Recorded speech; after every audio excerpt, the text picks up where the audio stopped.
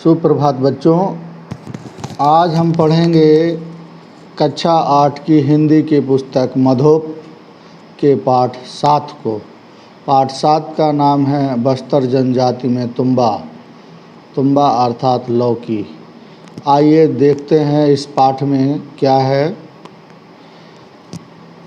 इस पाठ के लेखक हैं रुद्र नारायण पाणिग्रही। इनके बारे में भी थोड़ा बहुत जानने का प्रयास करेंगे। तो रुद्र नारायण पाणिग्रही जो लेखक हैं, ये सहायक पशु चिकित्सा क्षेत्राधिकारी जगदलपुर छत्तीसगढ़ में हैं। ये लेखक, रंगकर्मी और कवि आदि का कार्य बड़े अच्छे ढंग से करते हैं, या मतलब रुचियों के साथ करते हैं। सबसे पहले अगर हम कठिन शब्दों और उनके अर्थों को जान लें तो ज़्यादा बेटर रहेगा। हम शब्दार्थ देख लेते हैं। जनजाति, आदिवासी, आदिम संस्कारों के लोग, विद्यमान, उपस्थित, मौजूद, प्रयोजन, कारण, आवरण, बाहरी खोल, छिलका, उत्पत्ति, पैदाइश, जन्म, आरंभ, ओरिजिन भी कह देते हैं। दिलचस्पी, रुचि, अलंकृत, विभूषित, सम्मानित, सजा हुआ, अद्भुत, आश्चर्यजनक, विचित्र, जनभाषा, आम जन की भाषा जिसे हम बोली भी कहते हैं। पारंपरिक, परंपरा से चला आया। उकेरना, नक्काशी करना, उत्कीर्ण करना। आवरण, ढकना। लुप्त प्राय, जो लगभग समाप्त हो चुका हो।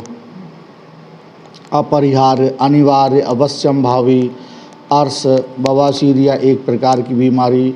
प्रदत्त, जो दिया जा चुका हो, वर्णित, वर्णन किया हुआ, बताया गया। वाद्य यंत्र, बजाने के उपकरण।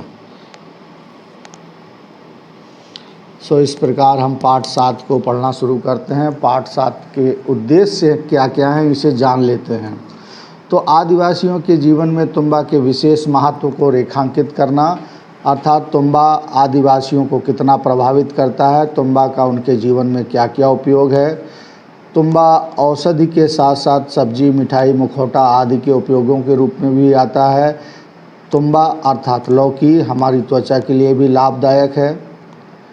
तीसरा, पर्यावरण के संरक्षक के रूप में एक वस्तु के विविध प्रयोगों को प्रकाश में लाना।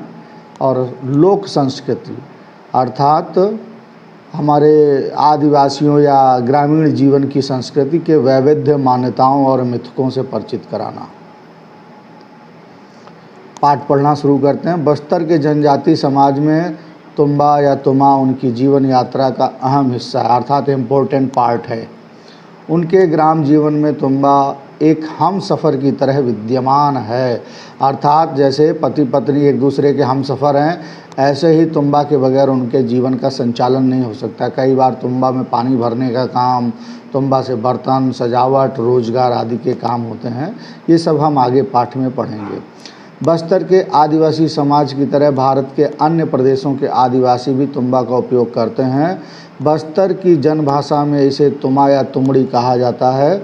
कहा जाना उचित होगा कि बस्तर की वनवासी संस्कृति में तुम्बा का अहम योगदान है। जब कभी बस्तर के ग्रामीण अंचल, ग्रामीण क्षेत्र का आदिवासी परिवार हाट, बाज़ारों, खेत खलिहानों, कोर्ट कचहरी में या अपने सगे संबंधियों के यहाँ विशेष प्रयोजन से जाता है, तो उसके सुख दुख का साथी तुम्बा उसके कंधों पर होता है, जो उसकी राह का हम सफ़र भी होता है। तो जैसे आजकल हम बैग लेके चलते हैं, कभी कभी कोई छड़ी लेके या छाता लेकर चलता है, ऐसे ही या तो परिवार में, बाज़ार में, कभी खेत खलिहान में, कचहरी आदि के कामों में या किसी पार्टी आदि में भी जाना होता है, तो तुम्बा वो कंधे पे लेकर चलते हैं। आपके पाठ में ऐसा एक चित्र भी दिया हुआ है, उसे मैंने यहाँ भी रखा। आइए देखते हैं उसे। ये वो चित्र है जिसमें कहीं भी जाना होता है तो इसमें सामान भी रखा जा सकता है, पानी भी रखा जा सकता है। पुराने समय के लोग जो है ना, अपना राशन पानी लेके चलते थे, तो कुछ उसी तरीके का कॉन्सेप्ट है कि पहले से ही रिजर्व। तो आदिवासी जन आज भी प्राचीन परंपराओं और रूढ़ियों पर जीवित हैं और उसी तरीके की दिनचर्या जीते हैं जैसे जंगली या पुराने माहौल में जीते थे, तो उसी को वो पसंद करते हैं। तो आज भी इंटीरियर क्षेत्र में, बस्तर के इंटीरियर क्षेत्र में इसी तरीके से लोग आते हैं। कुछ नवीन लोगों ने इसका थर्मस बना लिया है, तो थर्मस भी इसका बहुत प्रसिद्ध है। तुम्बा अर्थात लौकी का सूखा फल, जिसके सूख जाने के बाद उसका ऊपरी आवरण सख्त हो जाता है। इस सख्त आवरण के अंदर के बीज तथा सूखे हुए गूदे को सावधानीपूर्वक बाहर निकालकर अंदरूनी भागों की सफाई कर ली जाए तो वह सूखी लौकी तुम्बा कहलाती है। अर्थात जब तक वो हरी रहती है तब तक लौकी कहलाती है, और जब लौकी सूख जाए, उसका अंदर का मटेरियल निकाल लिया जाए, अब खोल खोल बचे, उसे तुम्बा कहते हैं। और वो कैसे बनता है, कैसे निकालते हैं, ये 3 लाइनों में आपको बताया गया है। लौकी हमारे जीवन में एक तरकारी सब्जी ही नहीं वरन एक औषधि के रूप में भी विद्यमान है। और आजकल बाबा रामदेव कहते हैं जितने भी हार्ट के लोग हैं, हार्ट की बीमारी जिनको है, वो लौकी का जूस पिएं। तो आप समझ सकते हैं लौकी का औषधि उपयोग। कहा जाता है लौकी की उत्पत्ति, लौकी आई कहाँ से, पैदा कैसे हुई, तो लौकी की उत्पत्ति अफ्रीका में हुई। अफ्रीका से होती हुई यह भारत पहुंची। लौकी का मानव भोजन से नाता बहुत पुराना है। मैक्सिको की गुफाओं में ईसा से 7000 से 5500 वर्ष पूर्व, माने बीसी की बात है, बिफोर क्राइस्ट, वह मिस्र के पुराने पिरामिडों में 3500 अर्थात 3005 से लगभग 3300 वर्ष पूर्व इसकी उपस्थिति इसके प्राचीनतम होने के सबूत दोहराती है। भारत में मालाबार तट और देहरादून के नम जंगलों में यह आज भी जंगली रूप में पाई जाती है। भारत में इसे हिंदी में लौकी, कद्दू, दूधी, लौका, घिया के नाम से जाना जाता है। घिया और लौकी तो हमारे यहाँ भी बोलते हैं, और दिल्ली में लौकी बोलते हैं, मेरे यहाँ कई जगह इसको लोग घिया बोलते हैं। यह स्वाद के लिए अच्छी मानी जाती है। इसकी हरी सब्जी भी बढ़िया बनती है और लौकी की खीर भी बनती है। इसका वानस्पतिक नाम लेजिनेरिया सिसरेरिया है। यह 2 प्रकार की होती है, पहली बेलनाकार, दूसरी गोलाकार। तो कद्दू भी लगभग इसके जैसा ही है, और लंबी लौकी का आकार बोतल की तरह होने के कारण अंग्रेजी में इसे बॉटल गार्ड कहते हैं। और लौकी जनवरी से मार्च और वर्षा ऋतु में जून से जुलाई के महीनों में पाई जाती है। सो आप जो गोल लौकी देखते हैं वो कद्दू जैसी होती है, उसका चित्र आगे आपको दिखाऊंगा मैं। और कद्दू अलग चीज़ है मगर कद्दू जैसी होती है, और जो बोतल जैसी है वो लंबी लौकियों से आप सभी परिचित हैं। ये देखिए इस तरीके से कद्दू जैसी है, इसका ऊपर का काट लिया जाता है तो तुम्बा जैसी आकृति बन के आती है। ये लौकी है हरी, और ये दूसरी जो है सूखने के बाद इसका मटेरियल निकाल लिया गया, ये तुम्बा है। और ये लंबी लौकी, इधर ये तुम्बा, इधर ये कद्दू। इस प्रकार से मैंने सभी कुछ आपको बताने का प्रयास किया चित्रों के माध्यम से। और आगे बढ़ते हैं। मिस्र के पिरामिडों की बात आई थी कि मिस्र के पिरामिडों में लौकी की उपस्थिति पाई गई थी, प्राचीनतम साक्ष्य थे। सो मैंने एक चित्र उसका भी डाल दिया है। आइए आगे बढ़ते हैं। लौकी से तरह तरह के व्यंजन भी बनाए जाते हैं। लौकी की एक खासियत है कि इसे व्रत उपवासों में भी खाया जाता है। लौकी का हलवा बहुत पसंद होता है मुझे। इसका हलवा, सब्जियों, छिलके की चटनी, सांभर, लजीज मिठाइयाँ बनाई जाती हैं। एक और इसके काफ़ी फ़ायदे हैं, वहीं दूसरी ओर इसके नुकसान भी। कभी भी लौकी का उपयोग करने से पहले ये जांच लें कि लौकी कड़वी है या मीठी। जैसे खीरा और ककड़ी के बारे में हम जानते हैं कि पहले खाने से पहले, सलाद बनाने से पहले चेक कर लें। लौकी का उपयोग सौंदर्य मतलब ब्यूटी, सौंदर्य प्रसाधन अर्थात ब्यूटी प्रोडक्ट के लिए भी किया जाता है। लौकी के ताज़ा छिलके तो पीस कर लगाने से त्वचा में निखार आता है। तो जिनको लगता है मैं थोड़ा सा काला हूँ, सो वो लौकी के पेस्ट को बनाएं। त्वचा में जैसे हम उपटन लगाते हैं, या जैसे आपने बेसन वगैरह का उपटन लगाते हैं, ऐसे लगा सकते हैं। और लौकी के पत्तों का रस निकालकर अर्श या मस्से आदि पे लगाने से मस्सा दूर हो जाता है, अर्श दूर हो जाता है। तो इसके हमने इस पैराग्राफ में भोजन से संबंधित फायदे पढ़े, साथ में हमने सौंदर्य प्रसाधन वाला साधन पढ़ा, और औषधीय रूप में, बाहरी औषधीय रूप में भी ये प्रयोग होता है। और चित्रों के माध्यम से दर्शाने की कोशिश की है कि आप सब्जी भी बना सकते हैं, पेस्ट भी बना सकते हैं, चटनी भी बना सकते हैं, बहुत सारी चीज़ें इसकी बनाई जाती हैं। हाँ, पूड़ी भी बना सकते हैं। जैसे आजकल लौकी का पेस्ट बना करके और आटे के साथ माड़ करके उसको, तो लौकी वाली पूड़ियाँ हो जाएंगी। और ये क्या है, लौकी की बर्फ़ी बहुत पसंद है और ये स्वास्थ्यकर है। इसमें जैसे खोए और मावा में क्या होता है, खोए में कि कभी कभी खोआ नकली हो सकता है मगर लौकी नकली नहीं होगी। सो आप बस एक बार थोड़ा सा चेक करना है कि ये कड़वी वाली तो नहीं है। सो इस प्रकार ये सारे व्यंजन बनाए जा सकते हैं। और ये लौकी का चित्र जो था, तुम्बा का चित्र था जो आपके पाठ में, वो मैंने आपके लिए डाला है।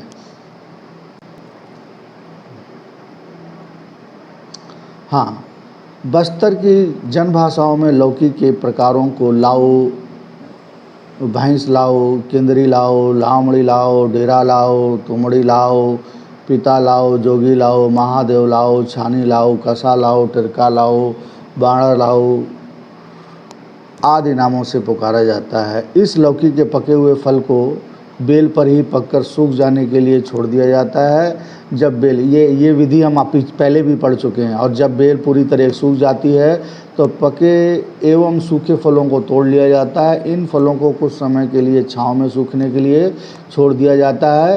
यानी सूखे फलों के ऊपरी हिस्से में एक गोलाकार हिस्सा काट लिया जाता है तथा उसके अंदर के सूखे गूदे वाले हिस्से में पानी भरकर छोड़ दिया जाता है। लगभग एक हफ्ते में उसके सूखे हुए भाग पानी के कारण सड़ जाते हैं, जिसे नुकीले लोहे के औजारों से तुम्बा के अंदर से निकाल लिया जाता है और उसके भीतरी भागों को अच्छी तरह से सुखा करके साफ़ कर लिया जाता है। यही फल तुम्बा कहलाता है। तो इस पूरी प्रक्रिया में, इस पूरे पैराग्राफ में आपको ये बताया गया कि तुम्बा कैसे प्राप्त होगा।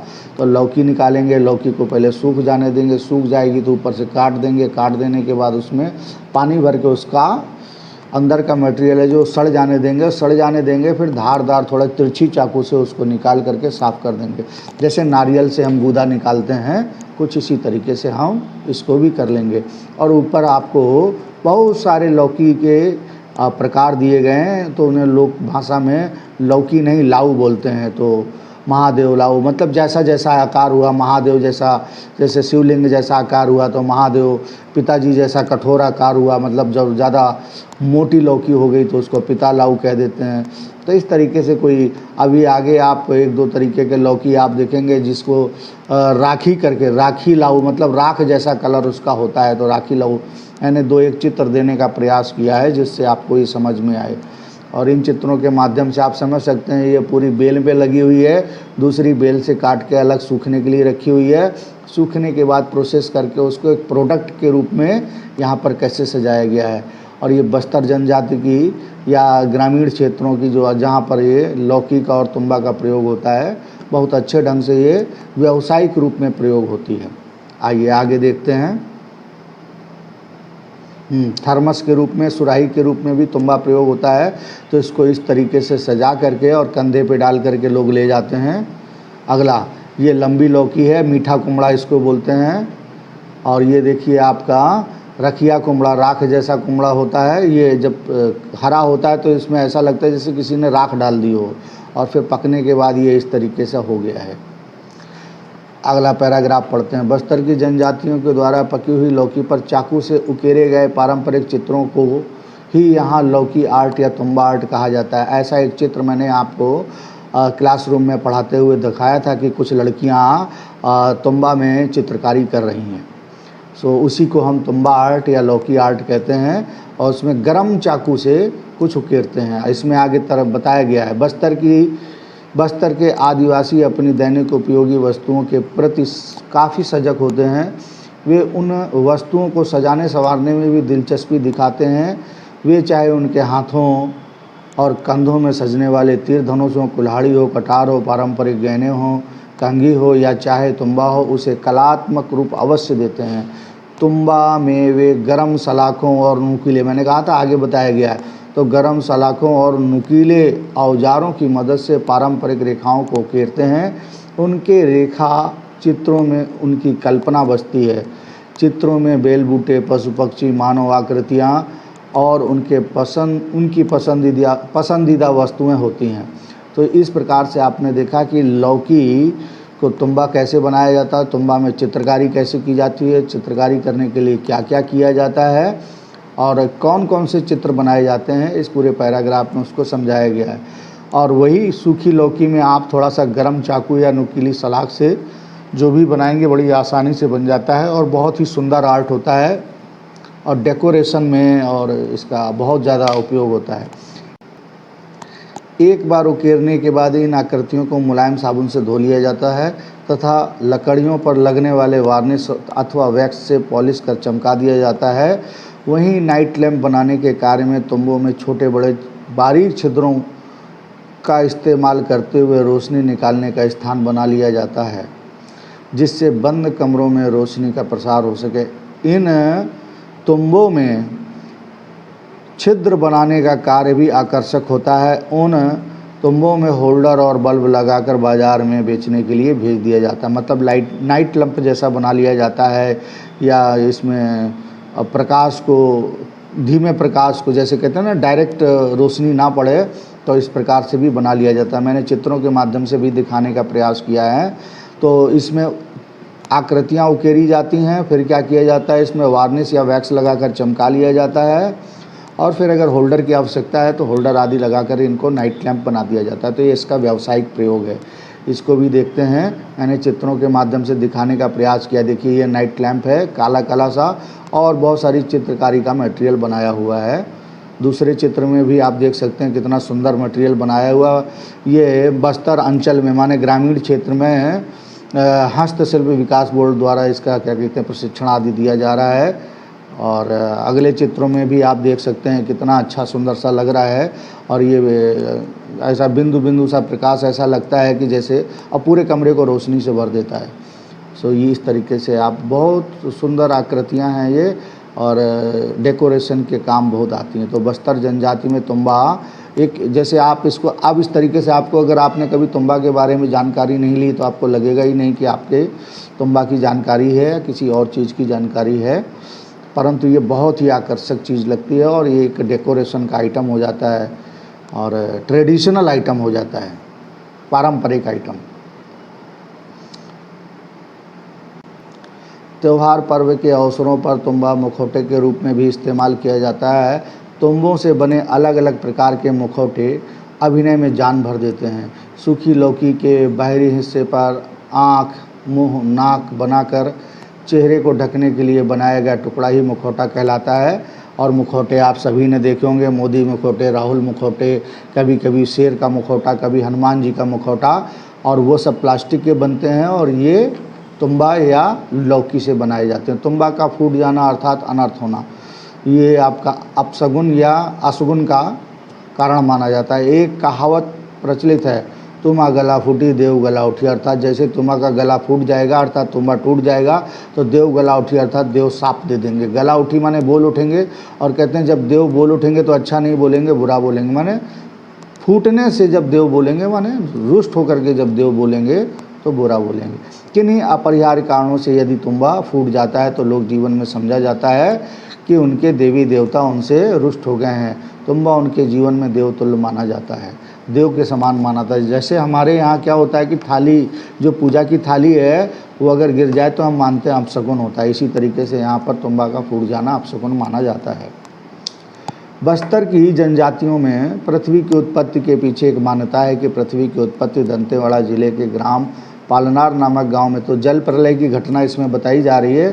गांव में जल प्रलय के साथ साथ हुई थी। माना जाता है कि जल प्रलय के दौरान आदि पुरुष अर्थात सबसे पहले पुरुष, जैसे हमारे यहाँ मनु और शत्रुपा की कहानी है तो इस तरीके से इसमें आदि पुरुष हैं, वो लौकी के सूखे पात्र तुम्बा में अपनी पत्नी के साथ बैठ गया, अर्थात काफ़ी बड़ा तुम्बा था वो जिसमें 2 लोग कम से कम बैठ सकें। प्रलय के उस जल में तैरता रहा। उस आदि पुरुष का नाम था, क्या नाम था? डड्डे बुरका कवासी। तो आदि पुरुष अर्थात जैसे हमारे यहाँ मनु शत्रुपा बोलते हैं, मुसलमानों में बाबा आदम हवा बोलते हैं, सो इस तरीके से यहाँ डड्डे बुरका कवासी बोलते हैं। तभी अचानक वहाँ भीमा देव प्रकट हुए। जैसे हमारे यहाँ कहते हैं मछली ने उनकी जान बचाई, कच्छप ने जान बचाई, और कहते हैं वाराह अवतार ने पृथ्वी को बाहर निकाला। इसी तरीके से वहाँ की लोकल जनजाति में बस्तर के ग्रामीण अंचलों में ये कहानी है कि वहाँ भीमा देव प्रकट हुए और अपना हल उस प्रलय जल के भीतर चलाने लगे, अर्थात जिसमें पानी के भीतर धरती फंसी हुई थी तो वहाँ पर चलाने लगे और एकाएक प्रलय जल के भीतर से पृथ्वी उभरने लगी, अर्थात उन्होंने अपने हल में के हुक से उनको पृथ्वी को ऊपर लेकर के आ गए। जिस ओर भीमा देव अपना हल चलाते उस दिशा में धीरे धीरे पृथ्वी, जिस ओर है और लिखा है शायद इसमें, जिस ओर भीमा देव अपना हल चलाते उस दिशा में धीरे धीरे पृथ्वी अपने अस्तित्व में आती जाती, माने जहाँ वो हल चलाते वहीं पृथ्वी ऊपर उठ जाती। सो ये प्राचीन कथाएं हैं। हर सभ्यता, हर जनजाति में आपको प्रलय की घटना मिलेगी, चाहे वो किसी भी, चाहे वो पश्चिमी सभ्यता हो, चाहे वो पूर्वी सभ्यता हो, हर सभ्यता में प्रलय की घटना आपको मिलेगी।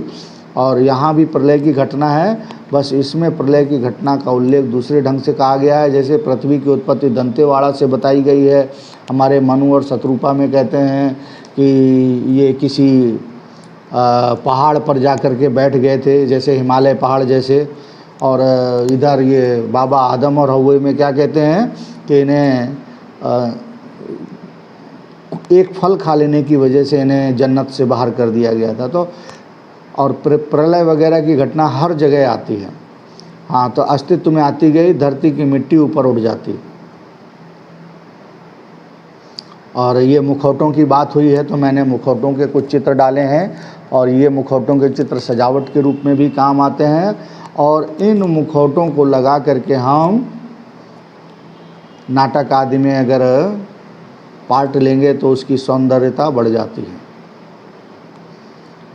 और उस उठान से कहीं पहाड़ तो कहीं पेड़ पौधे, कहीं घास फूस का निर्माण होने लगा। जैसे आप लोगों को वैज्ञानिक पद्धति से पढ़ा होगा, भ्रंशन आदि की वजह से, भूकंप आदि की वजह से और पृथ्वी के टूटने की वजह से आपके पेड़ पौधे बने, क्षमा करें, पहाड़ बने और समुद्र बने। और यहाँ पर इसकी कहानी है कि भीमा देव ने वो सारी चीज़ें निकाल करके कहीं पहाड़ बना दिए तो कहीं समुद्र रह गया, उठान से कहीं पहाड़ तो कहीं पेड़ पौधे तो कहीं घास फूस का निर्माण होने लगा। सृष्टि के अस्तित्व में आने के बाद भीमा देव अदृश्य हो गए। जैसे ही पृथ्वी अस्तित्व में आ गई तो भीमा देव अदृश्य हो गए। कहा जाता है कि तैरता हुआ तुम्बा धरती के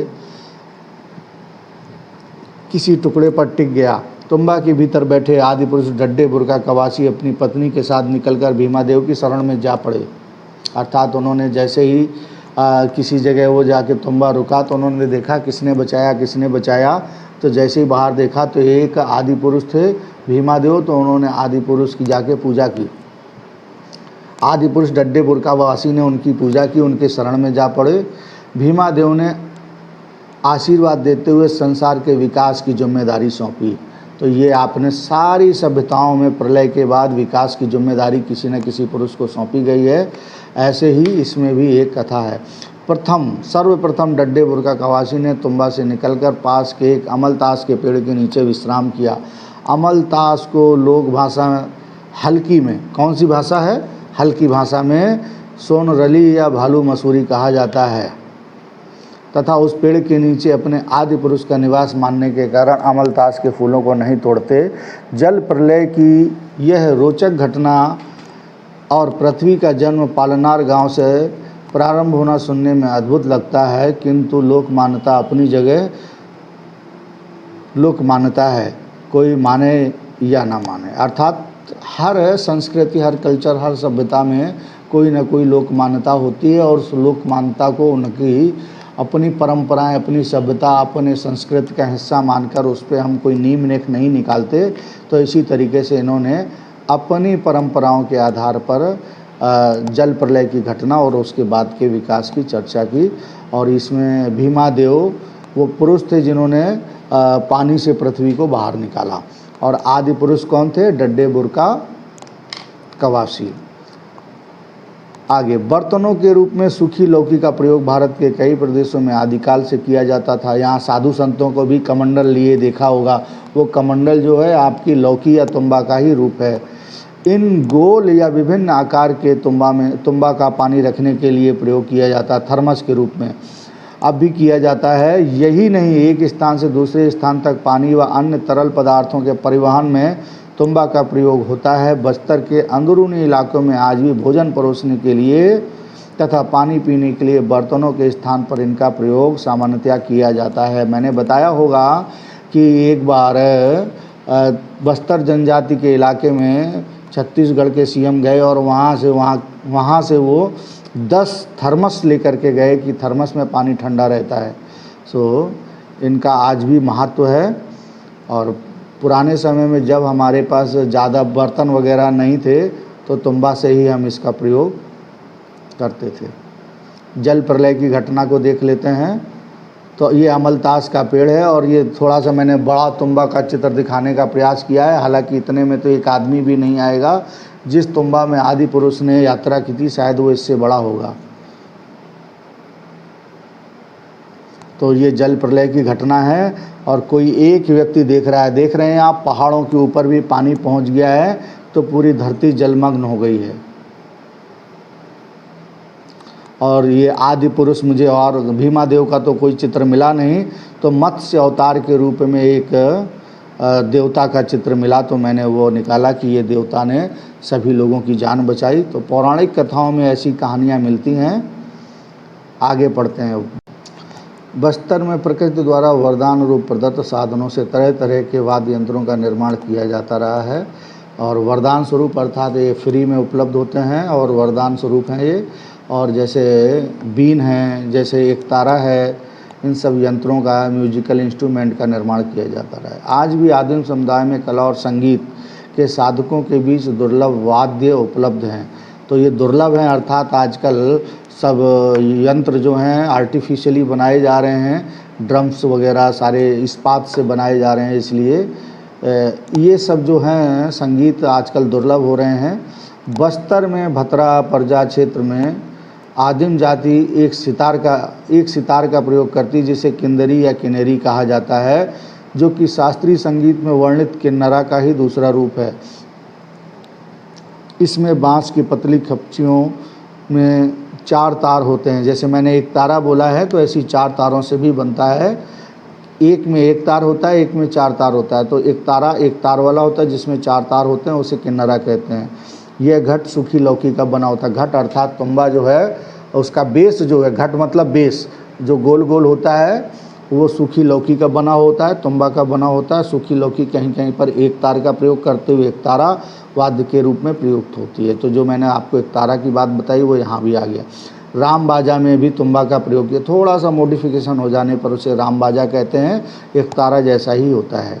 उसी तरह बीन भी संगीत वाद्य है। बीन अर्थात सपेरों वाली बीन, और इसका उपयोग प्राचीन समय से होता आ रहा है। इस वाद्य का प्रयोग मुख्यतः भारत में सपेरों के द्वारा सांप का तमाशा दिखाने के लिए, सांप पकड़ने के लिए किया जाता था। किंतु बीन कोई शास्त्रीय साज नहीं है, अर्थात इसका कोई पारंपरिक उपयोग नहीं है और ये शास्त्रीय संगीतों में भी प्रयोग नहीं किया जाता। इसका काम बस लोक संगीत में या सांप आदि पकड़ने में किया जाता है। इसे लोक साज कहा जाता है। लोक साज अर्थात जनता का साज। इसका कोई शास्त्रीय महत्व नहीं है। इसे पुंगी या तुम्बी भी कहा जा सकता है। यह साज जब लुप्त प्राय है और हालांकि आप लोगों की उपलब्धता नहीं है, मगर सपेरे लोग इसको अपना बना के रखते हैं। पश्चिम बंगाल में बाउल लोक गायकों द्वारा तुम्बा का प्रयोग खुमक या खमक वाद्य के लिए किया जाता है, जिसका प्रयोग बाउल और गायकी में भी किया जाता है। तो ये जो वहाँ के जो सूफी संत, बाउल अर्थात बाउल गायकी अर्थात सूफी संगीत, तो सूफी संगीत लोग भी एक तारा जैसा एक यंत्र बना के रखते हैं। उसमें भी थोड़ा सा मॉडिफिकेशन कर देते हैं अपने हिसाब से। कभी कभी दूरी कम कर देते हैं, कभी दूरी ज़्यादा कर देते हैं, तो उसके आधार पर उसका नाम बदल जाता है और खुमक के रूप में उसका प्रयोग करते हैं। आइए चित्रों के माध्यम से कुछ देखने का प्रयास करते हैं जिससे आपको इन वाद्य यंत्रों को पता चले। तो ये कई सारे वाद्य यंत्र हैं। जैसे ये आपके एकदम एक्सट्रीम राइट पे आपका क्या कहते हैं एक तारा नज़र आ रहा है और ये सब अलग अलग यंत्र बनाए हुए हैं, इनके अलग अलग नाम हैं। और ये आपकी क्या कहते हैं बीन है। बीन को आपने और भी कई तरीके से देखा होगा और यहाँ पर एक दूसरे तरीके से दिख रही है। अगर आपने कभी सपेरों का खेल देखा होगा तो वहाँ भी आपको बीन दिखाई देगी। इंद्रायण गढ़ तुम्बा, तो इसको गढ़ तुम्बा भी कहते हैं। और ये आपके चित्र हैं जिसमें आपको आर्ट और डिज़ाइन आदि के लिए बर्तन के रूप में तुम्बा का प्रयोग किया जाता है। आप देख सकते हैं बीच में सैनिटाइज़र रखा हुआ है, अर्थात ये कोरोना काल में बनाया गया चित्र है, क्योंकि इसी कोरोना काल में सैनिटाइज़र का प्रयोग ज़्यादा हो रहा था। प्रासंगिकता देखते हैं। आदिवासी जीवन में प्रकृति द्वारा दी गई हर वस्तु का विशेष महत्व